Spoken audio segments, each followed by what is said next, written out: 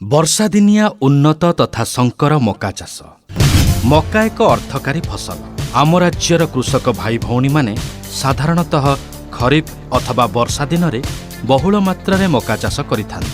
ମକା ଚାଷ ପାଇଁ ଉଚ୍ଚା, ନିଗିଡ଼ା, ଉର୍ବର, ବାଲିଆ, ଦୋରସା, ପଟୁମାଟି ଖୁବ୍ ଭଲ। ଠିଆ ପାଣିରେ ମକା ଫସଲ ନଷ୍ଟ ହୋଇଯିବାର ସମ୍ଭାବନା ଥିବାରୁ ଜମିରେ ବର୍ଷା ଜଳ ନିଷ୍କାସନ ପାଇଁ ସୁବିଧା ଥିବା ନିହାତି ଜରୁରୀ। ଉନ୍ନତ ମକା ଦୁଇ ପ୍ରକାରର, କମ୍ପୋଜିଟ୍ ଏବଂ ହାଇବ୍ରିଡ୍ ଅଥବା ଶଙ୍କର।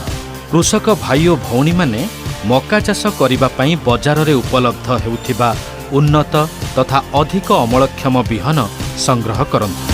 ଏଥିନିମନ୍ତେ ନିଜର ସାଇତା ବିହନକୁ ମଧ୍ୟ ବ୍ୟବହାର କରିପାରିବେ। ମକା ଚାଷ ପାଇଁ ଏକର ପ୍ରତି 5 ରୁ 7 କେଜି ବିହନ ଦରକାର। ପ୍ରଥମେ 1 କେଜି ବିହନ ପାଇଁ 2 ଗ୍ରାମ କାର୍ବେଣ୍ଡାଜିମ୍ ଅଥବା 3 ଗ୍ରାମ କାର୍ବୋକ୍ସିନ୍ ଓ ଥିରାମ୍ ମିଶ୍ରିତ ଫିମ୍ପିନାଶକରେ ବିହନଗୁଡ଼ିକୁ ବିଶୋଧନ କରିଦିଅନ୍ତୁ। ଜମିକୁ ଭଲ ଭାବରେ 3 ଓଡ଼ ଚାଷ କରି ସମତୁଲ କରିଦିଅନ୍ତୁ। ଶେଷ ଓଡ଼ ଚାଷ ବେଳକୁ ଏକର ପ୍ରତି 25 କୁଇଣ୍ଟାଲ ସଢ଼ା ଗୋବର ଖତ ପ୍ରୟୋଗ କରନ୍ତୁ।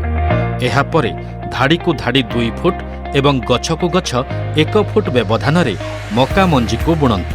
ଧାଡ଼ିରେ ବୁଣିବା ପାଇଁ ମଞ୍ଜି ବୁଣା ଯନ୍ତ୍ର, ଡ୍ରମ୍ ସିଡର ଅଥବା ସିଡ୍ କମ୍ ଫର୍ଟିଲାଇଜର ଡ୍ରିଲ୍ ବ୍ୟବହାର କରିବାକୁ ଚେଷ୍ଟା କରନ୍ତୁ। ମକା ଚାଷ ପାଇଁ ଏକର ପ୍ରତି 48-24-24 NPK ଦରକାର। ଏହାକୁ ପାଇବାକୁ ହେଲେ DAP 53 କେଜି, ୟୁରିଆ 85 କେଜି ଏବଂ ପଟାସ ସାର 40 କେଜି ଦରକାର ହୋଇଥାଏ। ମକା ମଞ୍ଜି ବୁଣିବା ସମୟରେ ଏକର ପ୍ରତି DAP 53 କେଜି, ପଟାସ ସାର 16 କେଜି ମୂଳ ସାର ଭାବରେ ପ୍ରୟୋଗ କରନ୍ତୁ। ଏହା ବ୍ୟତୀତ ଏକର ପ୍ରତି 10 କେଜି ଜିଙ୍କ୍ ସଲଫେଟ୍ ଅଣୁସାର ଜମିରେ ପ୍ରୟୋଗ କଲେ ଗଛ ଭଲ ବଢ଼ିଥାଏ।